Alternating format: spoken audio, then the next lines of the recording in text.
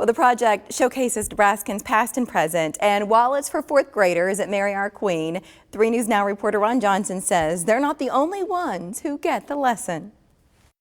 The largest and best city in Nebraska. Samuel. Mrs. Meysenburg's 4th grade class at Mary Our Queen Catholic School is showing their Nebraska pride. Boys and girls, how old is Nebraska turning?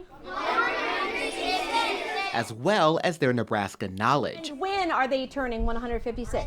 March 1st. Not just by what they know, but also by what they show.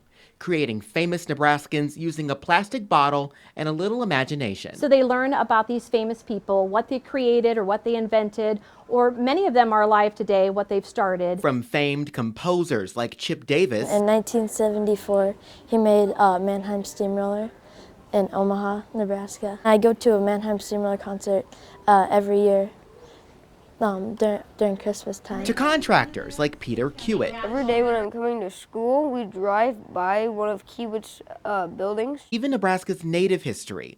Nora Bradley chose to do her project on Suzette LaFleshy Tibbles. I chose her because she did so much for Native American rights.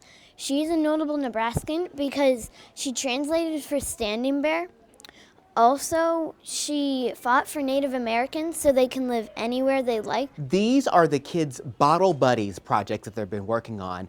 They put so much work into these projects, it ends up being a learning experience not just for them, but for their families as well. History really comes to life, and they take ownership of it, and they're able to tell their siblings and other students in the school. Spreading the word about the state's history, Mrs. Meysenburg says, keeps it alive, which is perhaps the best birthday gift. Having that pride in your learning, it's amazing. In Omaha, Ron Johnson, 3 News Now.